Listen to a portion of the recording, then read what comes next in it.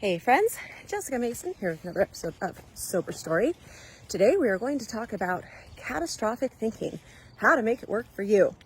So I've mentioned it before, and it's that cascading thought that I believe that a lot of addicts have, where we take something bad and we pile on. We start tapping into all of the other bad things that we're dealing with.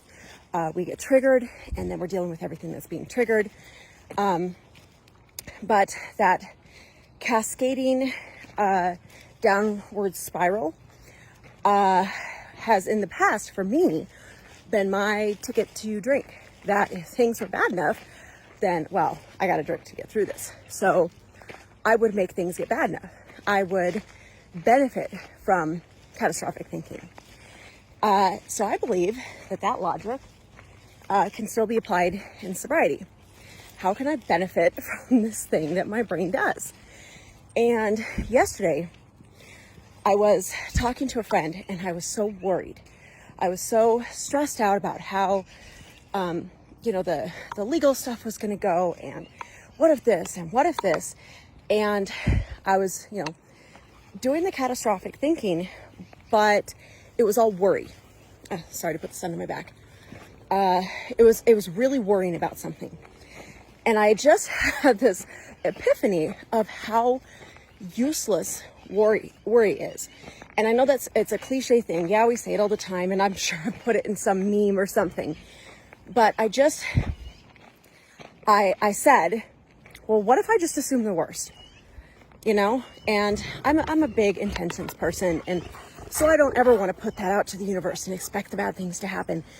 But I was like, what if just in this moment, I just assumed that's how it was going to go? How would I then act? And it's that, hope for the best, but prepare for the worst. And I immediately felt this weight lift, because dealing with something bad is concrete. It's in front of you. You get through it. Just like in a scary movie. The scariest parts of the movie for me are when you can't see the bad guy yet, right? The call is coming from inside the house. Oh my God, I was on the floor peeking up over the movie scene in front of me. And there's another dog. And they're coming away. This way, buddy. So I think the same is true of worry, that it just erodes at us. The what ifs. What if this? What if that? What if this? And so when I took the worry out of it, and I was just dealing with, okay, if it's this, then what? And honestly, it was just, well, if it's that, then I'm okay. I'm fine. So dealing with worst case scenario, still taking the steps that you want for optimal outcome, but allowing yourself to accept the worst possible outcome. Man, I feel invincible. Okay, the worst possible way this could go is ABC. If it does that, am I still okay? Yeah. Frankly, it's just time and money. What I'm dealing with here is time and money.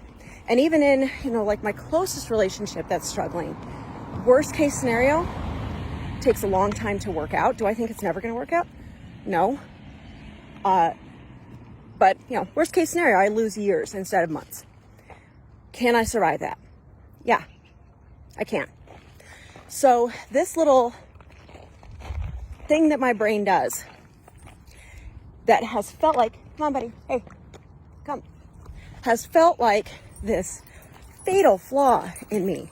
This thing that was always going to sabotage me. It's where my brain goes. It's how do I completely rewire my brain? And I wasn't listening to my brain. My brain was trying to tell me, hey, here's the worst that could happen. And I was just fighting it. Worry is fighting it. Worry is trying to control things you can't control. And it was the out of controlness that was so upsetting, that I didn't know what was going to happen. It felt so uncertain that it made me feel like I was standing on quicksand. I took that out of it. It's either going to go this way, which is what I want, or it's going to go the other way, which I'm now prepared for. I'm okay. And it felt like a magic wand. It felt like I did this one thing and pieces clicked all over my life. I'm going to a lantern festival tonight, and they're providing us with lanterns, and you know, you get to write something on it and release it. And tonight, I'm going to release worry. I am choosing to never feel unnecessary worry again.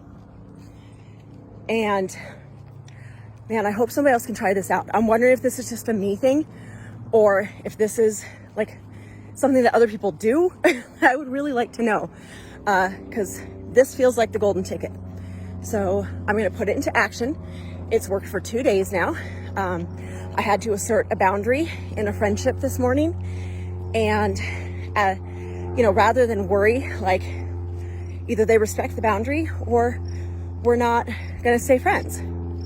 And it's something I can survive, so I just did it. I didn't feel worried about it. I listened to what I was worried about, dealt with that, and I'm okay. So I'm going to put it into practice, and I'll check back. This seems like this is going to work for me.